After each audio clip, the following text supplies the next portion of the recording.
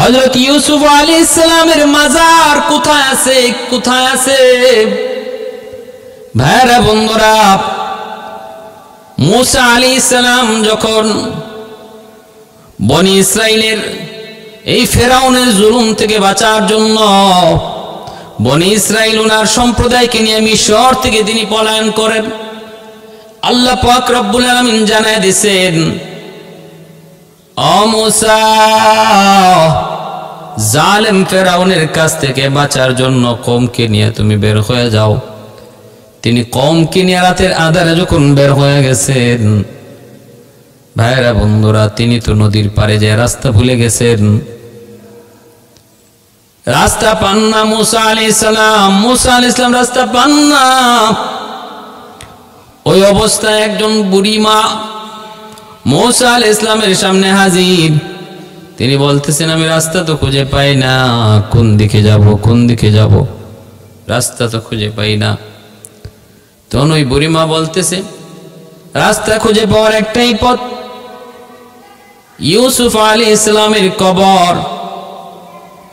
যদি আপনি ওই উনার দেহটা যেই তাবুতের মধ্যে, যেই সিন্দুকের মধ্যে আছে, ওই জায়গা থেকে যদি তুলে আনতে পারেন, তাহলে আপনি রাস্তা পেয়ে যাবেন আর ওনাকে এখান থেকে নিয়ে যাবেন। কারণ ইউসুফ আলাইহিস সালাম তিনি বলেছিলেন, তার ভাইদেরকে বলেছিলেন, আমার ইন্তেকালের পর আমার উম্মতির দল, তোমরা যদি কখনো মিশর ছেড়ে চলে যাও, আমাকে তোমরা এখান থেকে নিয়ে যেও, মিশর থেকে নিয়ে যাও। তোমরা যদি কখনো মিশর থেকে যাও, আমাকে নিয়ে যাও। কারণ ইউসুফ আলাইহিস সালামের মূল বাড়িও তো মিশর নয়, বাড়ি ছিল ফিলিস্তিন। বনি ইসরাইলের বাড়ি, হযরত ইয়াকুব আলাইহিস সালামের বাড়ি হলো ফিলিস্তিন। মিশর আসলেন কেমন করে? মিশর এসেছিলেন ইউসুফ আলাইহিস সালামের মাধ্যমে। ইউসুফ আলাইহিস সালামকে ভাইরা কুয়ার মধ্যে ফালাইছিল, ওই কুয়া থেকে ওনাকে উঠায় নিল বণিক মিশরের আজিজে মিশর ওনাকে কিনে নিল। এরপরে তিনি আজিজে মিশরের ঘরে থাকলেন। তারপরে বাদশার কাছে তিনি প্রিয়ভাজন হলেন, বাদশাদের অর্থ মন্ত্রণালয় দিল, এরপরে বাদশা বানায় দিল, বাদশা ওনারে বাদশা বানায় দিল। তারপরে ভাইদেরকে আনলেন, হযরত ইয়াকুব আলাইহিস সালামকে আনলেন। এই থেকে ফিলিস্তিন থেকে মিশরে আসা ওই ইউসুফ আলাইহিস সালাম তিনি বলতেছেন, কোনদিন যদি তোমরা মিশর থেকে চলে যাও, আমি ইউসুফকেও, আমার ওই তাবুতটাকেও, আমার ওই সিন্দুকটাকেও মিশর থেকে নিয়ে যাও। যদি আমাকে সঙ্গে না নাও, তাহলে তোমরা পথ পাবা না, পথ পাবা না, পথ পাবা না। ওই মহিলা বলতেছে, আমি সিন্দুকটার খবর জানি, আমি সিন্দুকটার খবর জানি, কোথায় আছে? মুসা আলাইহিস সালাম তখন বলেন, বলুন তাহলে কোথায়, সিন্দুকটা কোথায়? বৃদ্ধা মহিলা বলে, একটা শর্তে আমি বলতে পারবো। কি সেই শর্ত?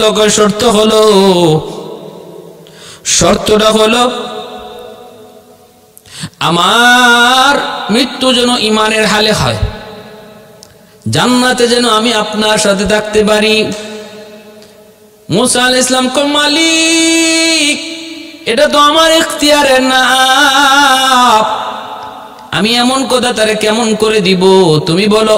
আল্লাহ বলে, মুসা তুমি তারে কথা দাও, ব্যবস্থা করব আমি আল্লাহ। কবুল করে নিলাম আমি আল্লাহ। মুসা আলাইহিস সালাম মহিলাকে কথা দিলেন। মহিলায় কয়, নীল নদের মাঝখানে ইউসুফ আলাইহিস সালামের ওই তাবুত রয়েছে। মুসা আলাইহিস সালাম ওই তাবুতটাকে, সিন্দুকটাকে সেখান থেকে আনলেন। আনার পর রাস্তা খুঁজে পেয়ে গেলেন। ভাইরা বন্ধুরা, রাস্তা পেয়ে গেলেন। তারপর এই সিন্দুক নিয়ে ফিলিস্তিনের মসজিদে খলিলে তারা দাফন করলেন। ফিলিস্তিনের মসজিদে খলিলে ইউসুফ আলাইহিস সালাম তিনি শুয়ে আছেন। ভাইরা, ওনার ইন্তেকালের 400 বছর পর, ইন্তেকালের 400 বছর পর এখান থেকে উঠায় ফিলিস্তিনে দাফন করা হয়। ইউসুফ আলাইহিস সালাম হায়াত পেয়েছিলেন 120 বছর। কেন ইউসুফ আলাইহিস সালামকে মিশরের নীল দরিয়ায় দাফন করা হয়েছিল? কারণটা কি? এটার কারণ কি? ইউসুফ আলাইহিস সালামকে সিন্ধুকে বইরা এই নীল দরিয়ায় মাঝখানে কেন দাফন করা হয়েছিল, নদীর পানিতে? কারণটা কি? কারণ মিশরের মানুষ ইউসুফ আলাইহিস সালামকে অনেক বরকতময়, পুণ্যময় মানুষ হিসেবে জানতো, বরকতি মানুষ। এজন্য ওনার বরকত নেওয়ার জন্য ওনার ইন্তেকালের পর সবাই যার যার বাড়িতে দাফন করতে চাইল। বরকত নেওয়ার জন্য সবাই পারাপারি করতে লাগলো। ইউসুফ আলাইহিস সালামের দ্বারা মিশরের অবস্থার পরিবর্তন হলো। দুর্ভিক্ষ, সারা দুনিয়া জুড়ে দুর্ভিক্ষ, কিন্তু মিশরের মানুষ দুর্ভিক্ষে পড়ে নাই, ঠিক না? তিনি বলেছেন 7 বছর পর্যন্ত ফসল ফলাও। দুর্ভিক্ষের আগের 7 বছর যে যেখানে জমি পাইছো ফসল ফলাও, খালি জায়গা রাখবা না। সমস্ত খালি জায়গা সহ তিনি ফসল ফলাইলেন। স্বপ্নের ব্যাখ্যা দিয়েছিলেন তিনি বাদশাকে। বাদশা যখন এই কথা জানলো 7 বছর ফসল হবে, এর পরে 7 বছর দুর্ভিক্ষ হবে, এজন্য এই কথা জানার পর ইউসুফ আলাইহিস সালামকে ওই কারাগার থেকে ছুটে আনলো, জেলখানা থেকে বের করে আনলো। আইনা ইউসুফ আলাইহিস সালামকে এই দায়িত্ব বুঝাইয়া দিল, অর্থ মন্ত্রণালয়ের দায়িত্ব ওনাকে বুঝাইয়া দিল যে এই দুর্ভিক্ষের বছর কেমন করে টেকেল দিবা, 7 বছর এর আগের 7 বছর কেমন করে ফসল ফলাইবা। ইউসুফ আলাইহিস সালামকে দায়িত্ব বুঝাইয়া দেওয়া হলো। ইউসুফ আলাইহিস সালাম মিশরের মানুষকে ঘোষণা দিলেন, খালি জায়গা কেউ রাখবা না, সমস্ত খালি জায়গা ফসল দ্বারা ভরপুর। পরে 7 বছর দেখা গেল, বলে এরপরে এত ফসল হয়েছে, গুদাম যা ছিল সব গুদাম ভরপুর করে রাখছে। উনি বলছে যে এরপরে খানা সীমিত পরিমাণে খাইবা, দুর্ভিক্ষের 7 বছর এই গুদামজাত করা ফসল দিয়া, শস্য দিয়া কাটাইতে হবে।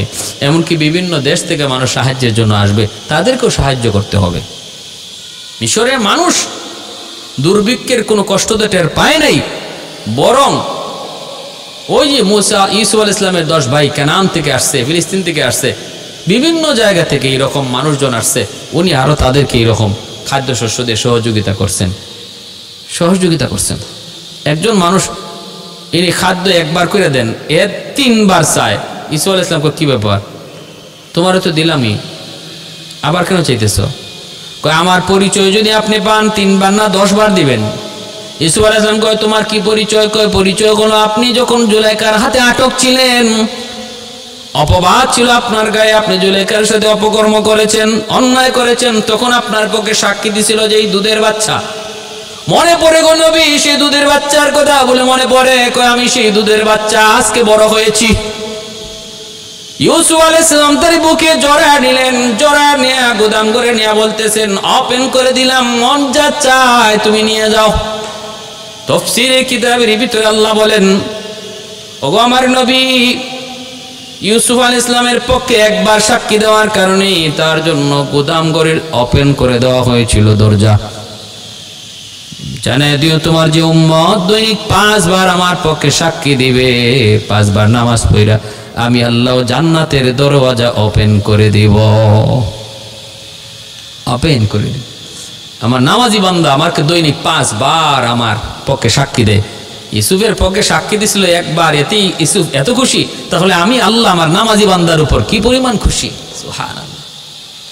কাদিরে কুদরত দারি বরকামাল, কাদিরে কুদরত দারি হর চিকাহি আকুনি, মুর্দরা जा हम तो बख्शी जिंदा राबे जाकुनी, उल्फत में बराबर के वफा हो कि जफा हो, हर चीज में लज्जत है अगर दिल में मजा हो, हर चीज में लज्जत है अगर दिल में मजा हो, एक चश्म ज़दन गाफिल आजा शाह नबशी, शायद के निगाह है कुनदागाह नबाशी, शायद के निगाह है कुनदागाह नबाशी, शायद के निगाह है कुनदागाह नबाशी। ভাইরা আমার, ইউসুফ আলাইহিস সালাম এজন্য তো বরকতি মানুষ। মিশরের মানুষ ওনার ইন্তেকালের পর ওনার দেহটা দাফন করবে কোথায়? সবাই কারাগারি লাগাই দিল। বরকতের জন্য পরে সিদ্ধান্ত হলো নীল দরিয়ায় আমরা দাফন করব। নীল দরিয়ার পানি প্রবাহিত হবে, ওনার দেহের সাথে লাগবে, আর এই পানিটা প্রত্যেকের যার যার বাড়িতে যায় পৌঁছবে। এই বরকতি পানি সবাই পাবে, সবাই পাবে, সবাই যেন বরকতের পানি পায়, জন্যই মিশরে নীল দরিয়া ওনাকে দাফন করা হয়েছিল। ভাইরা বন্ধুরা, ইসরাইলের রওয়ায়াত হাদিস থেকে এই ঘটনা নাই, ইসরাইলি রাওয়ায়াত বিশ্বাস করতেও পারেন নাও করতে পারেন, তবে ইসরাইলি রাওয়ায়াতের মধ্যে এই ঘটনা এসেছে। আমার ভাইরা বন্ধুরা জন্য বলতেছিলাম, হযরত ইউসুফ আলাইহিস সালাম ইনি ইন্তেকাল করেছেন, ওনার আগে ইন্তেকাল করেছে জুলাইখা। এই জুলাইখার গর্ভ থেকে সন্তান ওনার হয়েছে, ওই সন্তানগুলা থেকে নবীর জন্ম হয়েছে, নবীর বংশ পরম্পরা তৈরি হয়েছে। বনি ইসরাইলের যত পয়গম্বর, হাজারো পয়গম্বর এসেছেন, ইউসুফ আলাইহিস সালামের সন্তান আদি থেকে বনি ইসরাইলের হাজারো পয়গম্বর আল্লাহ কবুল করেছেন। জুলাইখা ভাগ্যবতী নারী, জুলাইখা ভাগ্যবতী নারী, অনিন্দ সুন্দরী, বিশ্ব সুন্দরী। তখনকার সময়ের তার চেয়ে সুন্দর আরেকজন মেয়ে, আরেকজন মহিলা মিলানো বড় কষ্ট। এত সুন্দর জুলাইখা, রূপে গুণে সর্বদিক দিয়ে যার কোনো তুলনা নাই, অতুলনীয়। ভরা যৌবন জুলাইখা স্বপ্নে দেখে তার দরজার সামনে একজন রাজকুমার দাঁড়িয়ে আছে। এত সুন্দর তার চেহারা, এত মায়া, এত দরদ, এত মহব্বত তার চেহারায়। মুচকি হেসে জুলাইখার দিকে তাকায়। শাম এরিয়ার ভিতরে এত সুন্দর কোন যুবক আজও জুলাইখার চোখে কোনোদিন পড়ে না। ভাইরা বন্ধুরা, হযরত ইউসুফ আলাইহিস সালাম আল্লাহর পয়গম্বর আর জুলাইখা, তাদের ভিতরে যেই পবিত্র মহব্বতের সম্পর্ক হয়েছিল, জুলাইখা নিজের থেকে নিজেই যে মহব্বতে পড়েছিল ইউসুফ আলাইহিস সালামের, এই ঘটনাটা বিভিন্ন তাফসীরের কিতাবে অনেক মুফাসসির যার যার মতো করে তারা উল্লেখ করেছেন। কিন্তু আব্দুর রহমান জামি রহমতুল্লাহি আলাইহি তার কিতাবের ভিতরে তিনি ভিন্ন এক আঙ্গিকে উপস্থাপন করেছেন ইউসুফ জুলাইখা রোমান্টিক সেই কাহিনী। তিনি বলেন, জুলাইখার পরিচয়, সে ছিল মিশরের বাসিন্দা না, ছিল শামের বাসিন্দা ছিল জুলাইখা। বাবা ছিল অনেক ধনী, সম্পদের কোনো অভাব তাদের ছিল না। সর্বলাইনে সর্বদিক দিয়ে সে ছিল অনেক গুণী।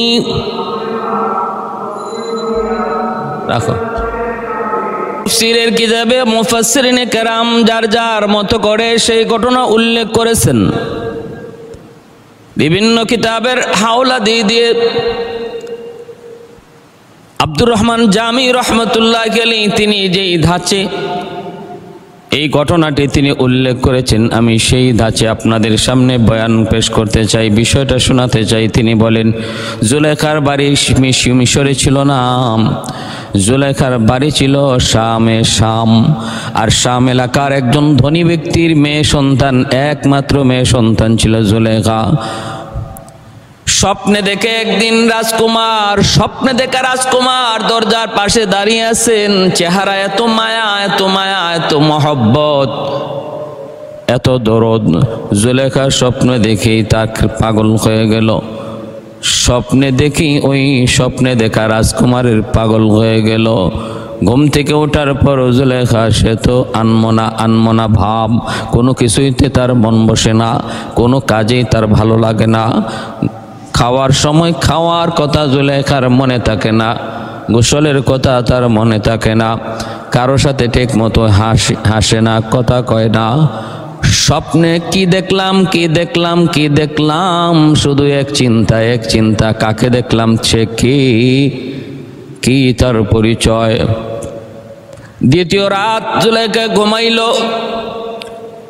আবারও একই অবস্থা। স্বপ্নে ওই যুবক, স্বপ্নে দেখা সেই যুবক রাজকুমার আবারও তার দরজার পাশে দাঁড়িয়ে আছে, জুলাইখার দিকে মুচকি হাসে।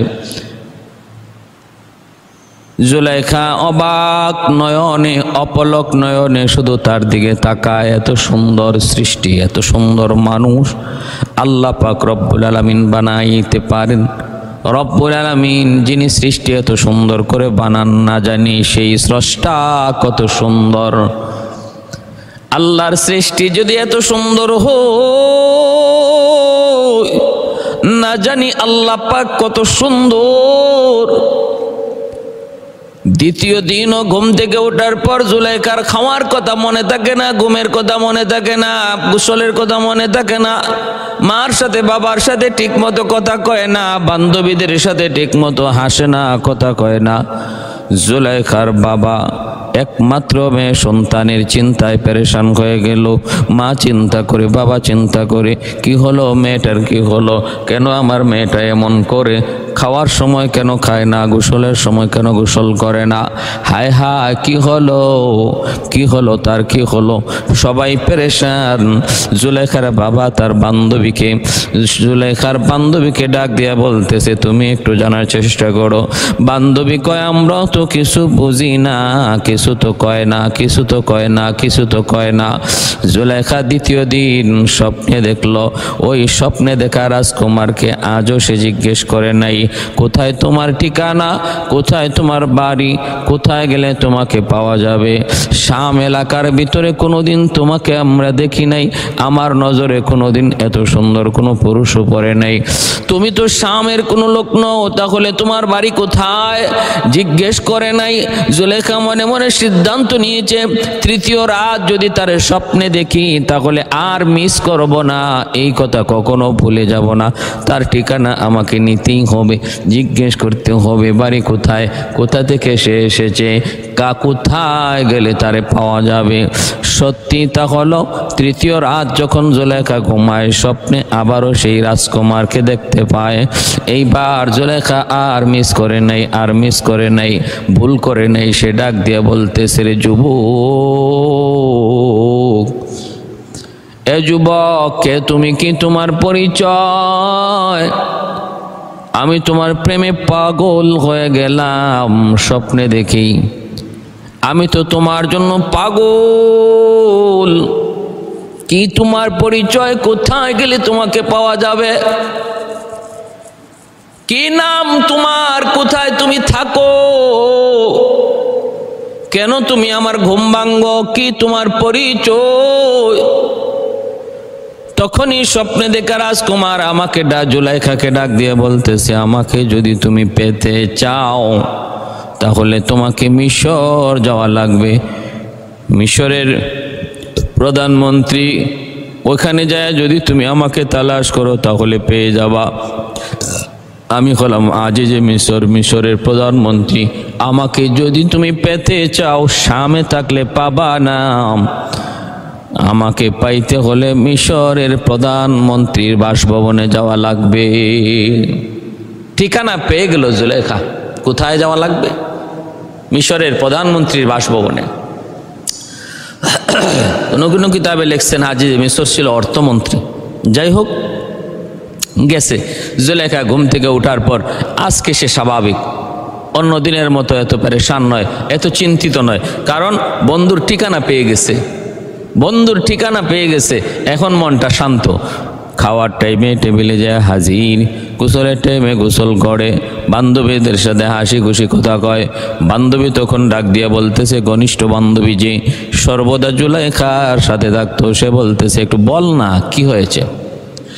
কয় বান্ধবী শোন, সখী শোন, 3 রাত দেখেছি, 3 রাত স্বপ্নে দেখেছি মনের রাজকুমারকে, আমার মনের রাজ্যের রাজকুমারকে আমি স্বপ্নে পেয়ে গেছি। প্রথম দিন দেখেছি তার ঠিকানা তাকে জিজ্ঞেস করি নাই, দ্বিতীয় দিন দেখেছি তাও বলি নাই, তৃতীয় দিন আমি ভুল করি নাই। সখী শোন, জীবনে কত যুবক দেখলাম, কত সুন্দর মানুষ দেখলাম, কিন্তু খোদার কসম এত সুন্দর বালক, এত সুন্দর যুবক আমার নজরে কোনোদিন পড়ে নাই। বান্ধবী আমি এত সুন্দর যুবক জীবনে কোনোদিন দেখি নাই। তার চেহারার মধ্যে জাদু, তার চোখের মধ্যে জাদু, তার হাসির মধ্যে জাদু। আজ রাত আমি তার স্বপ্নে দেখা তারে আমি ঠিকানা জেনে জিজ্ঞেস করেছি, সে ঠিকানা আমাকে জানায় দিছে। তাকে যদি পাইতে হয় তাহলে মিশরের প্রধানমন্ত্রীর বাসভবনে যায় তালাশ করতে হবে, সে নাকি মিশরের প্রধানমন্ত্রী। বান্ধবী এবার শোন, আব্বাকে জানায় দে আমি জীবনে যদি কোনোদিন কোথাও কাউকে বিয়ে করি তাহলে সে হবে ওই রাজকুমার, সে হবে আজিজে মিশর। চতুর্দিক দিয়ে জুলেখার জন্য বিয়ের প্রস্তাব। তখনকার সময়ের বিশ্ব সুন্দরী, চতুর্দিক দিয়ে বিয়ের প্রস্তাব। আবার সম্পদের কোনো অভাব নাই, সম্পদের কোনো অভাব নাই। রূপে গুণে সর্বলাইনে সে ওয়ান পিস।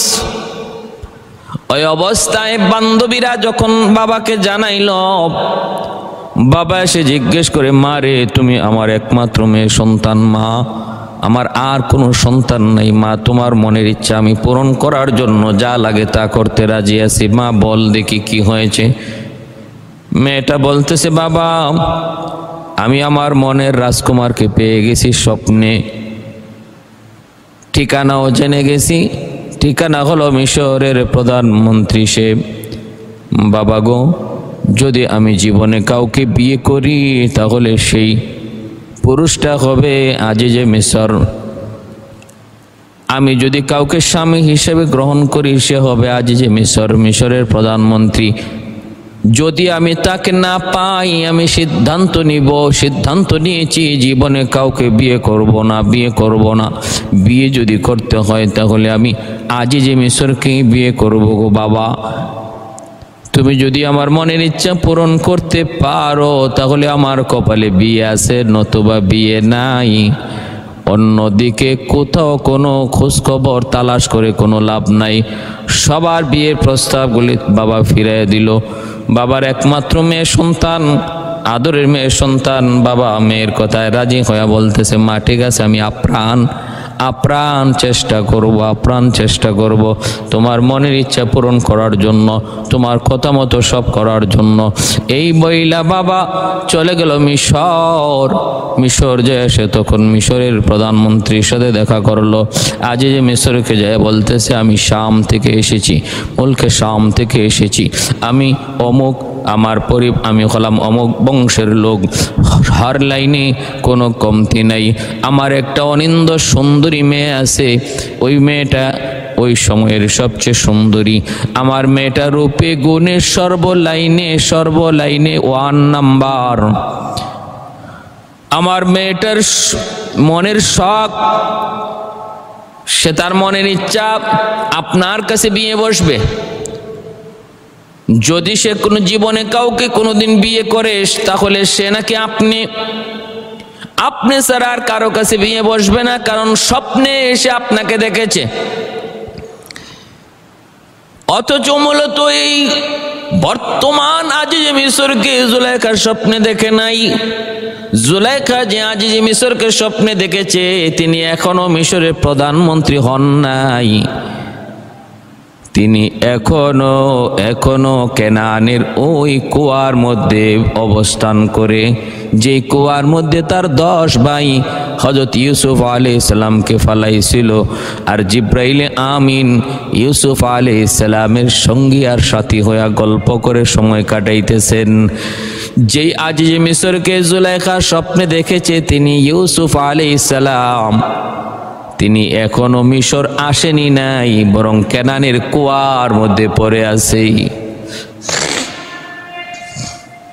কারণ জুলেখা স্বপ্নে ইউসুফ আলাইহিস সালামকে জিজ্ঞেস করেছে তার ঠিকানা শুধু জেনেছে ওই যুবকের, তিনি আজিজে মিশর, কিন্তু বর্তমান আজিজে মিশর না ভবিষ্যতের আজিজে মিশর, বর্তমান প্রধানমন্ত্রী না ভবিষ্যতে প্রধানমন্ত্রী, এখনকার সময়ের প্রধানমন্ত্রী, রানিং প্রধানমন্ত্রী না তিনি হবেন প্রধানমন্ত্রী, হবু প্রধানমন্ত্রী, এরকম কিছু জিজ্ঞেস করেন না করার কারণে পেশ লাগলো।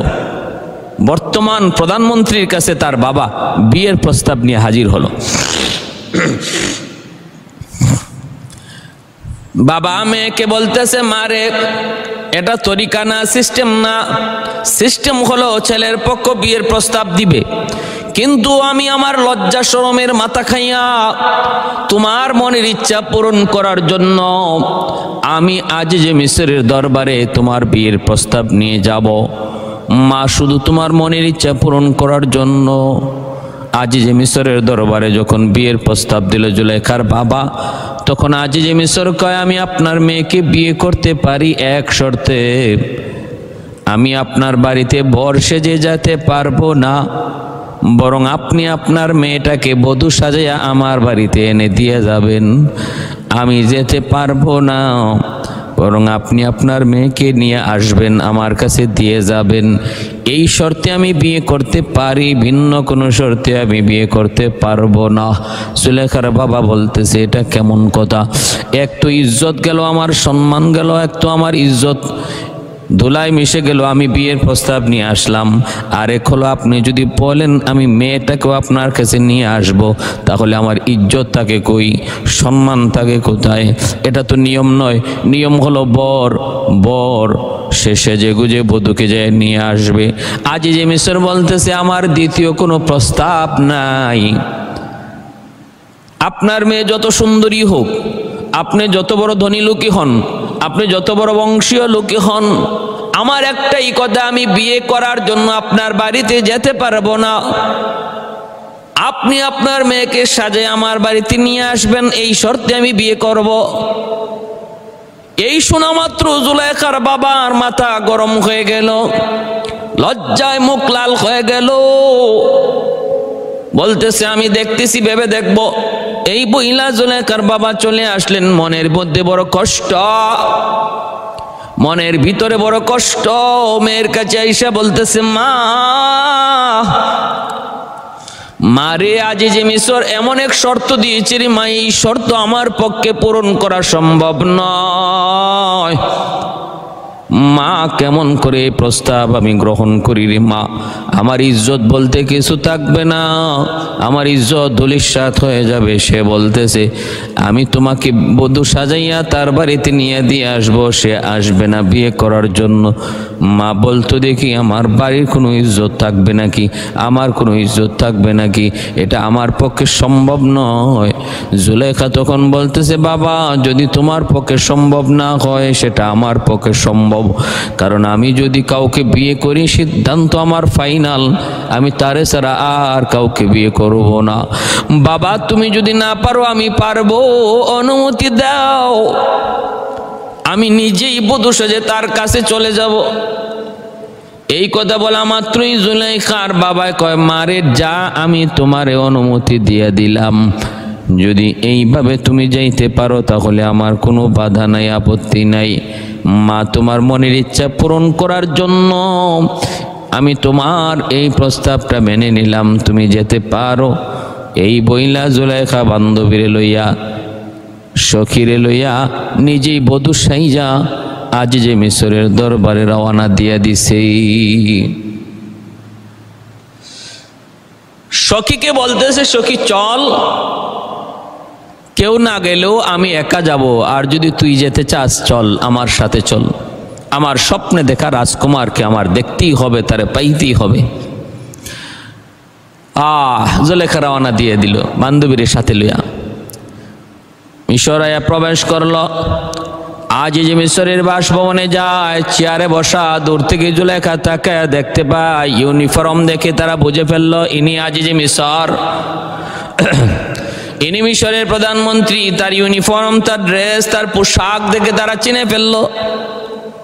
কিন্তু ঘটে গেল অদ্ভুত এক ঘটনা। জুলেখা বান্ধবীরে বলতেছে বান্ধবী আমার সর্বনাশ হয়ে গেছে, আমার ডাকাতি হয়ে গেছে, আমার সর্বনাশ হয়ে গেছে। কি হয়েছে কি হয়েছে বল সখী?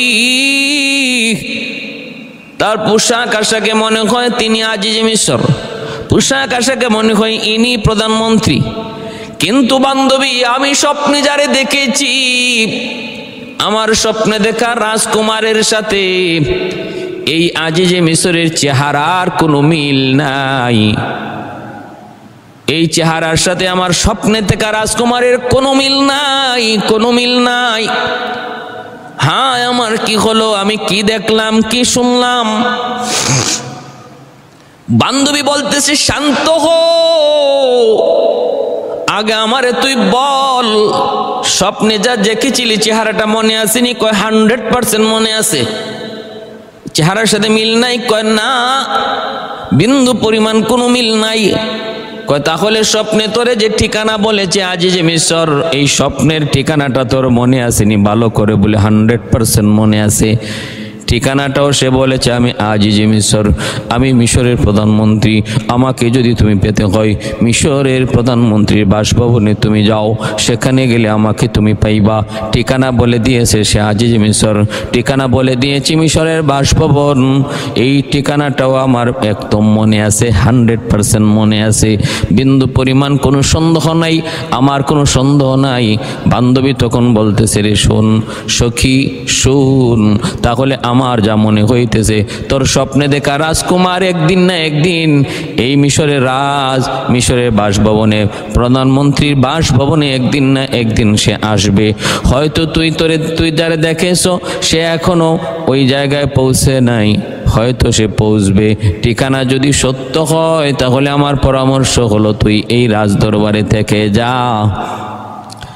তুই এই বাসভবনে থেকে যা, তোর স্বপ্নে দেখা রাজকুমারকে তুই পেয়ে যাবি। ঠিকানা যদি সত্য হয় তাহলে এখানে সে অবশ্যই আসবে, একদিন না একদিন আসবে। তাকে যদি তোর পেতেই হয় তাহলে তোর এখানেই থাকতে হবে।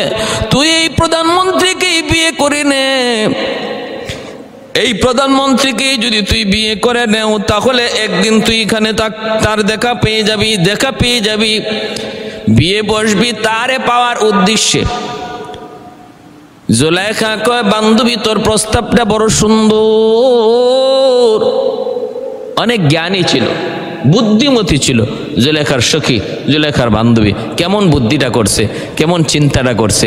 সে বলতেছে তারে যদি তুই স্বপ্নে তার ঠিকানা তুই ঠিকই শুনে থাকিস যে এই আজিজে মিশরের বাসভবন, তাহলে একদিন সে এখানে আসবেই। তুই এখানে থেকে যা আর ওর কাছে বিয়ে বয়ে যা, ওর কাছে বিয়ে একদিন তারে পেয়ে যাবে। জুলাইখাকে বাস্তবে দেখে বর্তমান রানিং প্রধানমন্ত্রী পাগল হয়ে গেছে। তার বাবা যখন আইসা বর্ণনা দিছিল তখন তার যে একটা অভিমান ছিল, দেখার পরে আর কোনো অভিমান নাই। এখন আজিজে মিশর পাগল হয়ে গেছে জুলেখাকে বিয়ে করার জন্য। জুলেখাকে বিয়ে করার জন্য প্রস্তাব দেওয়া বসছে সরাসরি, যেভাবে মন চায় এইভাবে আমি তোমাকে বিয়ে করতে রাজি, তুমি রাজি কিনা বলো। জুলাইখা তখন চিন্তায় পড়ে গেল, বান্ধবীর কথা সত্য, যদি আমার স্বপ্নে দেখা রাজকুমারকে পেতে হয় তাহলে এই জায়গায় আমাকে থাকতে হবে, আর এখানে থাকার ব্যবস্থা শুধু একটাই, বর্তমান রানিং প্রধানমন্ত্রীকে বিয়ে করতে হবে, এছাড়া থাকার কোনো ব্যবস্থা নাই। জুলেখা বিয়ের প্রস্তাবে রাজি হয়ে গেল, ধুমধাম করে বিয়ে হয়ে গেল। আজিজে মিশর জুলাইখাকে নিজের স্ত্রী বানায় নিল। জুলাইখা ওর বাসভবনে থাকতে লাগলো। কিন্তু আল্লাহ পাক রব্বুল আলামিনের কুদরতি ফয়সালা, আল্লাহ পাক রব্বুল আলামিন আজিজে মিশরকে আল্লাহ পাক রব্বুল আলামিন নামর্দ বানায় দিয়েছেন, পুরুষত্বহীন বানায় দিয়েছেন। কারণ রব্বুল আলামিনের উদ্দেশ্য হলো, রব্বুল আলামিনের কুদরতি সিদ্ধান্ত হলো জুলাইখাকে আল্লাহ পাক তার একজন পয়গম্বরের স্ত্রী বানাবেন, তার একজন নবীর স্ত্রী বানাবেন। অতএব সে অন্য কোনো পুরুষের কাছে ব্যবহৃত হইতে পারে না, অন্য কোনো পুরুষের হাতে সে ব্যবহৃত হইতে পারে না। এজন্য ওই আজিজে মিশরকে আল্লাহ পাক রব্বুল আলামিন পুরুষত্বহীন একজন নামর্দ পুরুষ, একসাথে ঘুমায়, একসাথে খায়, সব ঠিক আছে, কিন্তু মিলতে পারে না, মিলন হয় না, ক্ষমতা নাই, শক্তি নাই, আল্লাহ পাক কেড়ে নিয়েছেন। আর জুলাইখাও ঘুমায় ঠিক, কিন্তু স্বপ্নে হলো তার, চিন্তায় হলো তার ওই স্বপ্নে দেখা রাজকুমার কোন দিন আসবে, কোথায় আসবে, কেমনে পাবো, এই হলো জুলাইখার চিন্তা। ভাইরা বন্ধুরা এদিকে এবার আসুন। হযরত ইউসুফ আলাইহিস সালামকে কুয়ায় ফেলাই দিল তার ভাইরা। কেন ফেলাইছিল? হিংসা করে। হিংসাটা কি? ইউসুফ আলাইহিস সালাম ছোট্টবেলায় তিনি একটা স্বপ্ন দেখেছিলেন, আর স্বপ্নটা ছিল 11টা নক্ষত্র তাকে সেজদা করে আর চাঁদ সূর্যও তারে সেজদা করে। ইউসুফ আলাইহিস সালামের এই স্বপ্ন দেখা আল্লাহ পাক পবিত্র কোরআনের সূরা ইউসুফের মধ্যে উল্লেখ করেছেন।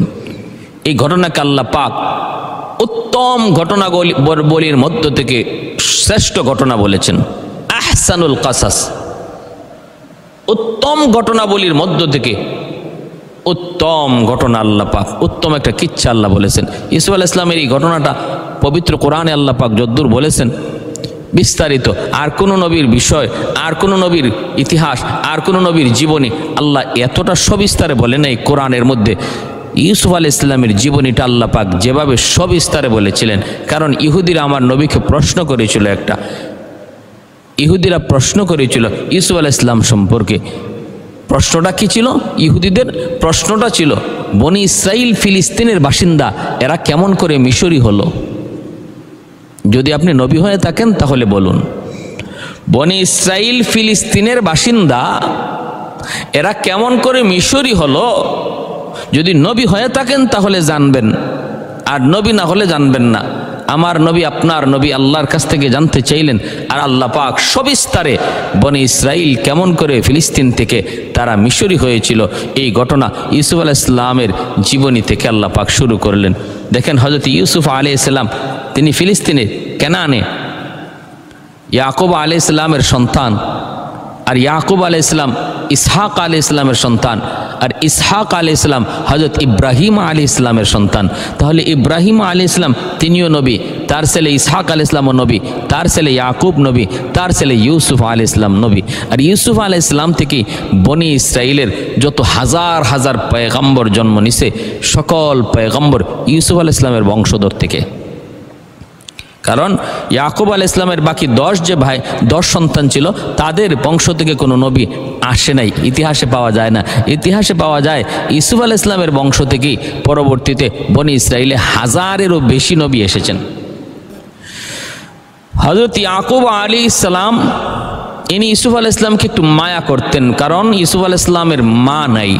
বাকি 10 ভাইয়ের মা, 10 ভাই এক মায়ের গর্ভের, আর ইউসুফ আলাইহিস সালাম আরেক মায়ের গর্ভের। আর ইউসুফ আলাইহিস সালামের মার পেটের আরেকটা ভাই ছিল যার নাম বিনিয়ামিন। এই বিনিয়ামিন আর হযরত ইউসুফ আলাইহিস সালাম তারা এক মার গর্ভের সন্তান, আর বাকি 10 ভাই আরেক মার গর্ভের সন্তান। তাদের মা ভিন্ন কিন্তু বাবা এক, হযরত ইয়াকুব আলাইহিস সালাম। তো ইউসুফ আলাইহিস সালামের জন্মের পরই মা মারা গেছেন, এই জন্য মা মরা সন্তানটার প্রতি বাবার দরদ একটু বেশিই থাকে, এর মাঝে আবার ইউসুফ আলাইহিস সালাম তিনি ভবিষ্যতে নবী হবেন, এটা ইয়াকুব আলাইহিস সালাম তিনি বুঝতে পারছেন তার স্বপ্নের দ্বারা। তিনি বলেছেন, বাবা এই স্বপ্ন কারো কাছে বইল না, এটা তোমার ভাইদের কাছে বইল না, কারো কাছে বইল না। এটা বহুত তাৎপর্যপূর্ণ এক স্বপ্ন। এতে করে মুফাসসিরিন কেরাম লিখেন, স্বপ্ন যার তার কাছে বলা যায় না, স্বপ্নের ব্যাখ্যা সবাই জানে না। স্বপ্নে দেখতে শুনতে মনে হবে খারাপ, কিন্তু এর ব্যাখ্যা অনেক ভালো থাকে। আবার স্বপ্ন শুনতে মনে হবে খুব ভালো, কিন্তু এর ব্যাখ্যা অনেক খারাপও হতে পারে। কিন্তু এই ব্যাখ্যা উল্টে যায়, এই তাবিরটা উল্টে যায় যদি আনারি একজন মানুষ স্বপ্নটা শোনার পর কোনো কিছু বলে ফেলে। মনে করেন আপনার স্বপ্নটা শুনতে খুব খারাপ, কিন্তু এর তাবিরটা ছিল খুব ভালো। আপনি তাবিরওয়ালা কোনো মানুষকে না জিজ্ঞেস, সাধারণ মানুষকে বা সাধারণ একজন হুজুরকে যারা তাবির জানে না জানায় শোনাই দিলেন, ভাই আমি স্বপ্নে এই দেখেছি, আর সে বলে দিল, আরে আল্লাহ তুমি যে খারাপ স্বপ্ন দেখছো, তোমার সর্বনাশ, তোমার ডাকাতি। তখন ওই কথাটা বলার কারণে আপনার ব্যাখ্যা স্বপ্নের তাবির যদিও ভালো ছিল, সে খারাপ হওয়ার কারণে ভালোটাও তখন খারাপ হয়ে যাবে, এজন্য স্বপ্ন আগেই বলে নেওয়া। আপনি ব্যাখ্যা জানেন কিনা, যদি বলে আমি জানি, তাহলে আপনি তার কাছে স্বপ্ন বলতে পারবেন, আর নতুবা বলা যাবে না। ভাইরা বন্ধুরা, স্বপ্ন কয়েক প্রকারের হয়। এক ধরনের স্বপ্ন হয় যে সারাদিন আপনি যা করছেন এটাই স্বপ্নে দেখতেছেন, এর কোনো ভিত্তি নেই। আর এক ধরনের স্বপ্ন হলো এটা শয়তানি স্বপ্ন, শয়তানে দেখায়। আর এক ধরনের স্বপ্ন হলো রহমানি স্বপ্ন, আল্লাহর পক্ষ থেকে। এর তাৎপর্য আছে, অনেক তাৎপর্য আছে। প্যার হাজরিন, এগুলা বুঝবে যারা স্বপ্নের ব্যাখ্যা জানে তারা। এজন্য জেনতেন মানুষের কাছে স্বপ্নের ব্যাখ্যা বলা যাবে না, বললে ক্ষতি। আমার ভাইরা বন্ধুরা, ইউসুফ আলাইহিস সালাম এনার এই স্বপ্ন তাৎপর্যপূর্ণ স্বপ্ন, এই স্বপ্নের ব্যাখ্যা তো ইয়াকুব আলাইহিস সালাম তো তিনি বুঝে ফেলছেন। তিনি তো বুঝে ফেলছেন আমার সন্তান ইউসুফ জানতেন কোনো সন্তান নয়, আমার ছেলে ইউসুফ আমার মতোই নবী হবে, পয়গম্বর হবে। আল্লাহর পয়গম্বর ইয়াকুব আলাইহিস সালাম তিনি বলে দিলেন, বাবা কারো কাছে এই স্বপ্ন বলবা না, কারো কাছে এই স্বপ্ন বলবা না। ইয়াকুব আলাইহিস সালাম বলার পর হযরত ইউসুফ আলাইহিস সালাম তিনি তো কারো কাছে বলেন নাই, কিন্তু স্বপ্নটা কেমনে কেমনে ভাইদের কানে চলে গেছে। কারণ এই কথাগুলি কোনো একজন মহিলা তাদের পরিবারের শুনে ফেলেছিল, তারই একজন কোনো ভাবি, বড় ভাইদের একজন ভাবি শুনে ফেলেছিল। সেই কথাটা এসে তার ভাইদের কাছে বলে দিছে। বলা মাত্রই ভাইদের অন্তরের মধ্যে হিংসা জন্মে গেল দুই কারণে। এক কারণ হলো স্বপ্ন, আরেক কারণ হলো ইউসুফ এত সুন্দর, যার কারণে বাবার মহব্বত ইউসুফের প্রতি বেশি। ইউসুফ আলাইহিস সালামের প্রতি ইয়াকুব আলাইহিস সালামের মহব্বত একটু বেশি। কারণ হলো, এক হলো মা নাই মা হারা সন্তান, আরেক হলো চেহারা এত সুন্দর। আল্লাহ তামাম পৃথিবীর সমস্ত মানুষকে যতটুকু সৌন্দর্য দিয়ে সৃষ্টি করেছেন, এর অর্ধেক সুন্দর দিয়ে আল্লাহ পাক ইউসুফ আলাইহিস সালামকে বানাইছেন। অর্ধেক সুন্দর দিয়ে আল্লাহ ইউসুফ আলাইহিস সালামকে বানাইছেন, বাকি অর্ধেক দিয়া তামাম পৃথিবীর সমস্ত মানুষকে আল্লাহ বানাইছেন। তাহলে এবার বলুন তো ইউসুফ আলাইহিস সালামের সৌন্দর্য কতটুকু? তবে মনে রাখবেন, আমার আপনার নবীর সৌন্দর্যের কাছে ইউসুফ আলাইহিস সালামের সৌন্দর্য কিছুই ছিল না। কারণ নবী বলেন, আনা মালিহুন ওয়া আখি ইউসুফু সাবিহুন, আমি হলাম লাবণ্যময়ী আর আমার ভাই ইউসুফ হলো শুভ্র। সুন্দর ঠিক আছে, কিন্তু আমার নবীর সর্বাঙ্গ ছিল সুন্দর। আমার নবীর প্রতিটা অঙ্গের মধ্যে ছিল আকর্ষণ, লাবণ্যতা। আমার নবীর চেহারার মধ্যে ছিল জাদু, সর্ব অঙ্গ ছিল নবীর এত সুন্দর। এজন্য হাসান রাদিয়াল্লাহু তাআলা আনহু তিনি বলেন, মা রাআইতু আহসানা মিন কালাম তারাকাতু আইনি ওয়ালাম আজমালা মিন কালাম তালিদিন নিসাউ খুলিকতা মুবাররাআম মিন কুল্লি আইবিন কাআন্নাকা খুলিকতা কামা তাশাউ।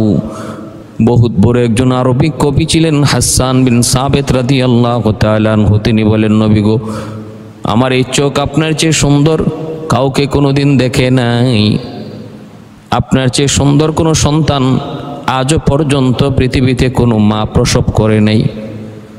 খুলিকতা মুবাররাআম মিন কুল্লি আইবিন, আল্লাহ আপনাকে বানাইছে সমস্ত ত্রুটি মুক্ত করে।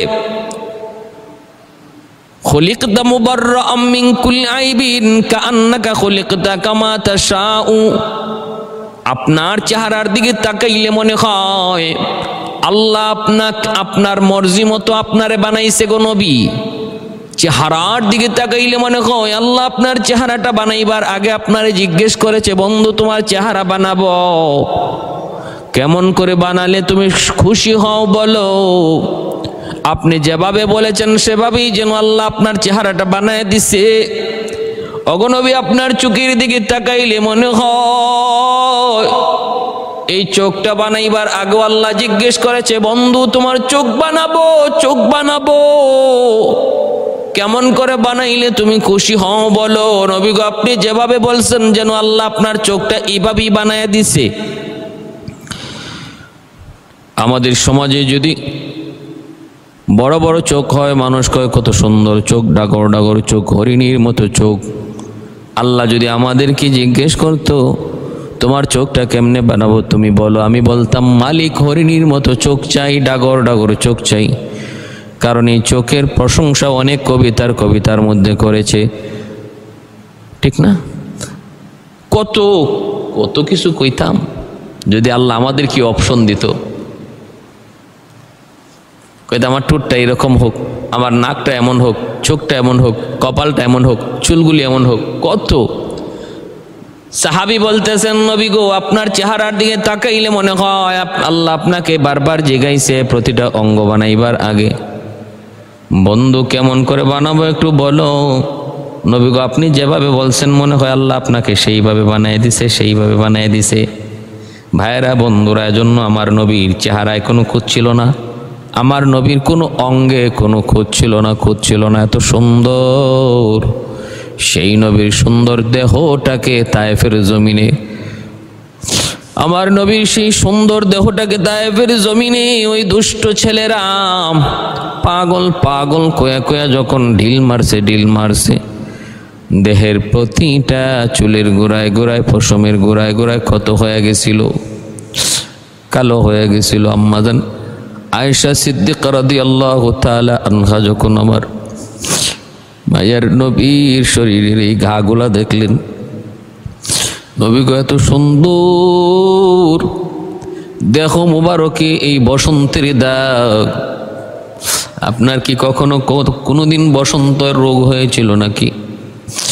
আল্লাহর নবী বলেন, না আয়েশা, এটা বসন্তের কোনো রোগের দাগ নয়, এই কালো কালো দাগগুলি তায়েফের জমিনের পাথরের আঘাত,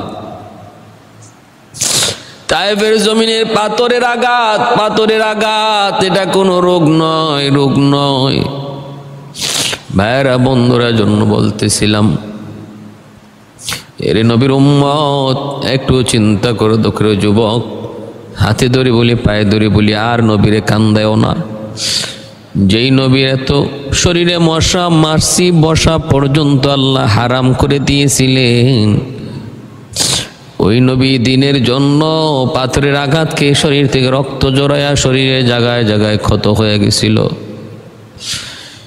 এরপর ওর মায়ের নবী তাদের জন্য বদদুয়া দেয় নাই, বদদুয়া করে নাই, আর দোয়া করে যে আল্লাহুম্মা হদি কওমি ফাইন্নাহুম লা ইয়ালামুন,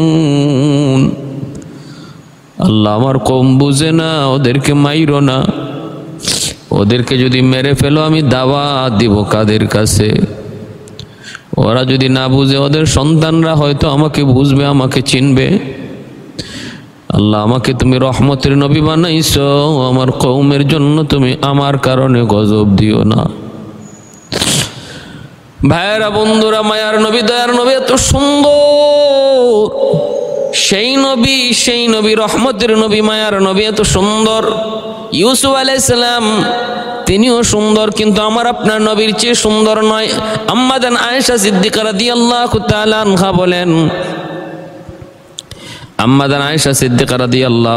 আনহা বলেন, মিশরের মহিলারা ইউসুফ আলাইহিস সালামের সৌন্দর্য দেখে তাদের হাত কেটেছিল, কিন্তু আমার নবীর সৌন্দর্য যদি ওরা দেখতো তাহলে কলিজা কেটে ফেলতো, তাদের হুঁশ থাকতো না, কলিজা কেটে ফেলতো, তাদের হুঁশ থাকতো না। পূর্ণিমার চাঁদের মতো আমার নবী ঘরে ঢুকলে ঘরটা আলোকিত হয়ে যাইত। অন্ধকার রাত, সুই সেলাই করতে আমাদের বাতি নিভে গেছে, ওই মুহূর্তে দেখি মায়ের নবী আমার ঘরে ঢুকছেন, সুইটা কোথায় পড়ছে তাও আমি পেয়ে গেলাম, চকচক চকচক করতেছে। কারণ ওই মুহূর্তে দেখলাম আমার ঘরে এশার পরে সূর্য উদিত হয়েছে, আর সেই সূর্য দুনিয়ার কোনো সূর্য নয়, এই সূর্য হলো রহমতের নবী। ঘরে ঢুকা মাত্রই ঘরটা আলোকিত হয়ে গেছে, মাটিতে পড়া সুইটা পর্যন্ত আমি দেখতে পেলাম চকচক চকচক করতেছে।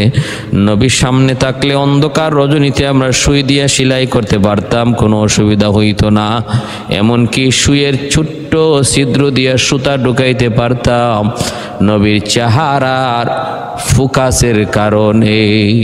সুবহান।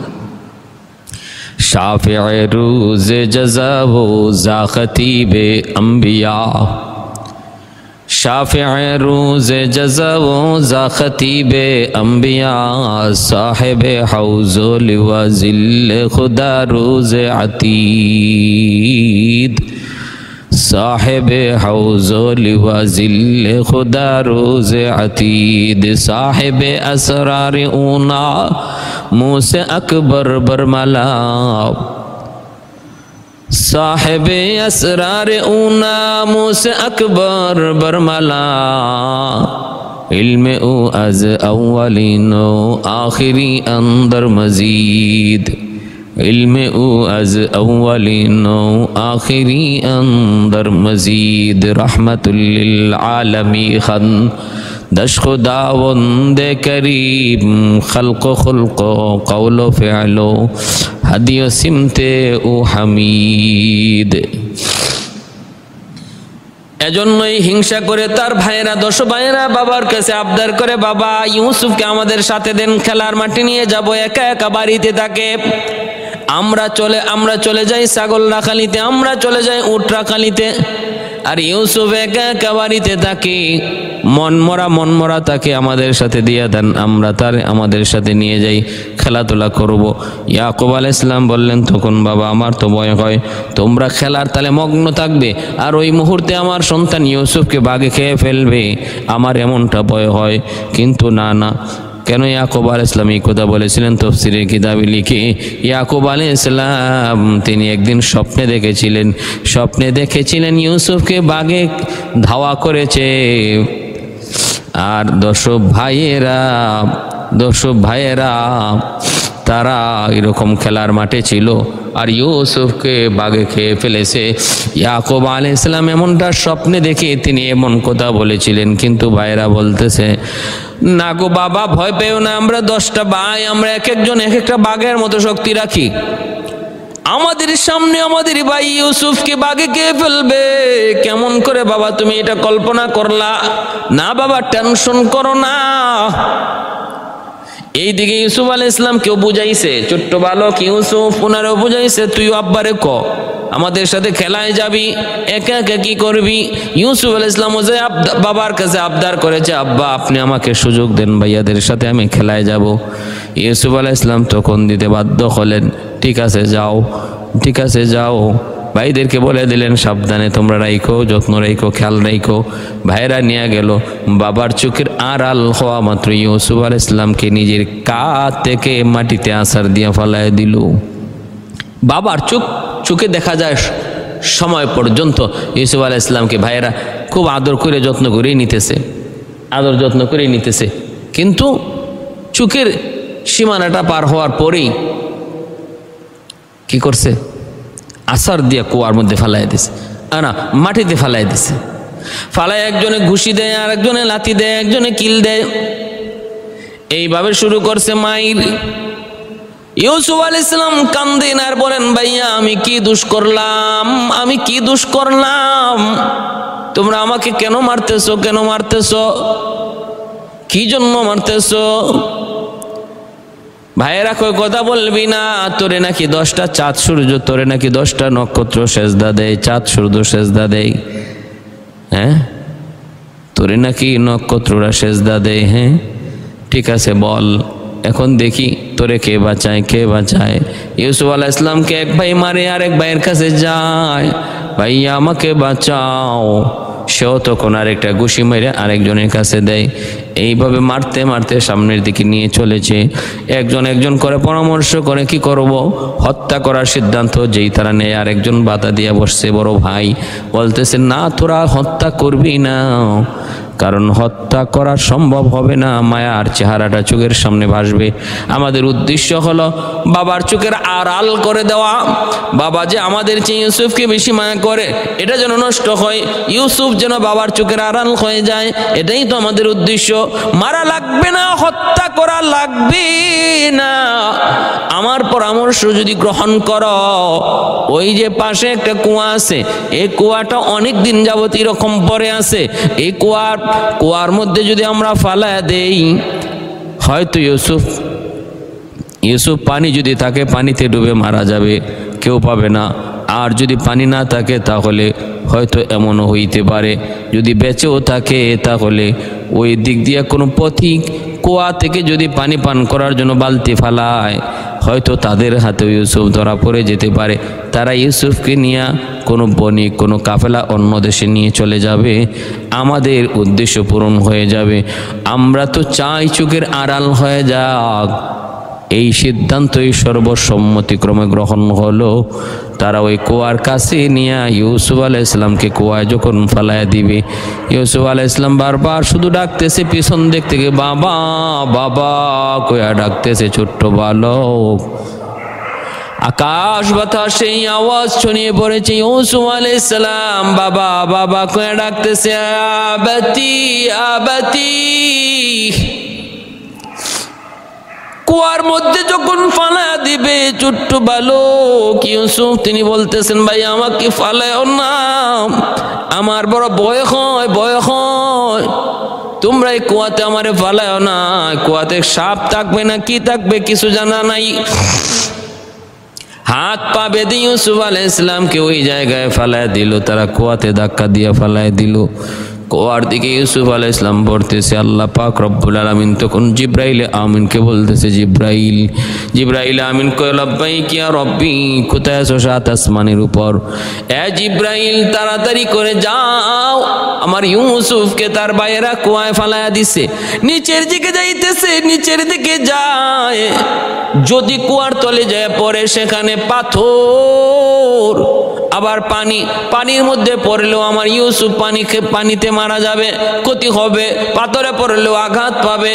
এ জিব্রাইল আমি আল্লাহর আদেশ, ইউসুফ পানির ছোঁয়া লাগার আগে আগে, পানির ছোঁয়া লাগার আগে আগে তুমি জিব্রাইল যাইয়া আমার ইউসুফকে তোমার কুলে তুলে নাও। ইউসুফ আলাইহিস সালাম তিনিও পানির নিচের দিকে নামতেছেন। জিব্রাইল আমিন কয়, মালিক কেমন করে সম্ভব, সপ্ত আকাশের উপরে আমি অল্প টাইমের ভিতরে ওই কেনানের কুয়ায় কেমন করে পৌঁছব? আল্লাহ বললেন, জিব্রাইল শুরু করে দাও, যাত্রা শুরু করে দাও, যতগুলি তোমার ডানা আছে সবগুলি ব্যবহার করো, চেষ্টা করা তোমার কাম, পৌঁছে দেওয়া আমি মাওলার কাম। ইউসুফ আলাইহিস সালাম তিনিও নিচের দিকে যায়, জিব্রাইলও তিনিও নিচের দিকে যায়, ইউসুফ কুয়ার নিচের দিকে যায়, আর জিব্রাইল সপ্ত আকাশ থেকে নিচের দিকে নামে। আল্লাহ পাক রব্বুল আলামিনের আদেশে একদিকে ইউসুফ নামে আর একদিকে জিব্রাইল নামে। পানির ছোঁয়ার কাছাকাছি পৌঁছার আগেই জিব্রাইল কুয়ার মধ্যে হাজির। পানিতে পড়ার আগেই জিব্রাইল আমিন ইউসুফ নবীকে কুলে উঠায় নিলেন।